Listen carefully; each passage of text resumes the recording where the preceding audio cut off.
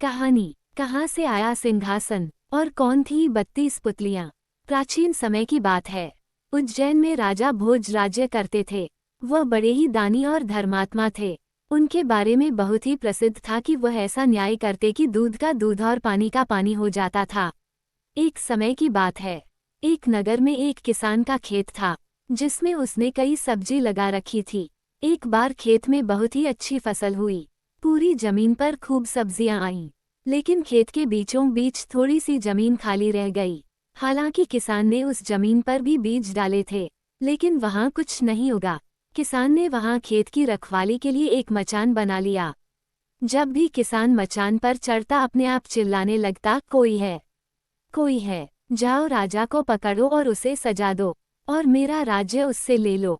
जाओ, जल्दी जाओ। और धीरे धीरे सारी नगरी में यह बात आग की तरह फैल गई और राजा के कानों में पहुंची। तब राजा ने कहा, मंत्री मुझे उस खेत पर ले चलो।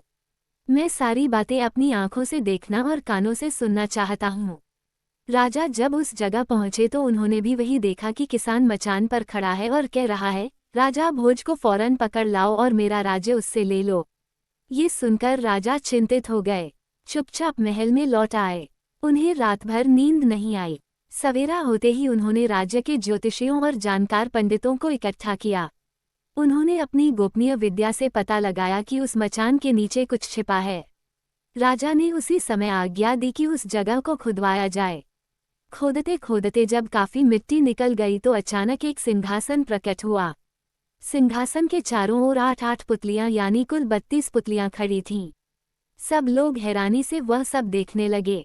तब राजा को खबर मिली तो राजा ने सिंहासन को बाहर निकालने को कहा, लेकिन कई मजदूरों के जोर लगाने पर भी वह सिंहासन टस से मस न हुआ।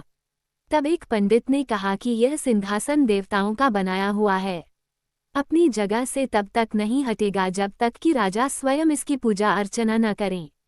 राजा ने ऐसा ही किया। पूजा अर्चना करते ही सिंहासन ऐसे ऊपर उठाया मानो फूलों का हो।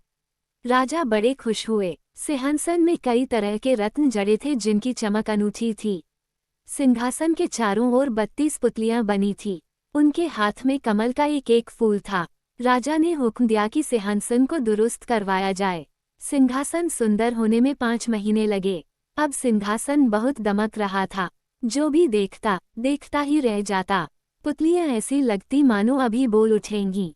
राजा ने पंडितों को बुलाया और कहा, आप लोग कोई अच्छा मुहूर्त निकालें।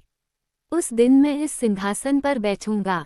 फिर सब पंडितों ने मिलकर दिन तय किया और दूर दूर तक लोगों को निमंत्रण भेजे गए। तरह तरह के बाजे बजने लगे। महल में खुशियां मनाई जाने लगी। पूजा के बाद जैसे ही राजा ने अपना दाहिना पैर बढ़ाकर सिंहासन पर रखना चाहा कि सारी पुतलियां खिलखिलाकर हंस पड़ी। लोगों को बड़ा अचंभा हुआ कि यह बेजान पुतलियां कैसे हंस सकती है। तभी राजा ने अपना पैर खींच लिया और पुतलियों से पूछा, क्या हुआ सुंदर पुतलियों? सच सच बताओ कि तुम क्यों हंसी? पहली पुतली का नाम था रत्नमंजरी।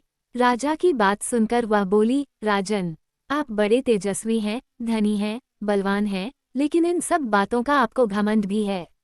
जिस राजा का ये सिंहासन है, वह दानी, वीर और धनी होते हुए भी विनम्र थे और परम दयालु थे। राजा बड़े नाराज हुए। पुतली ने समझाया, महाराज, ये सिंहासन परम प्रतापी और ज्ञानी राजा विक्रमादित्य का है।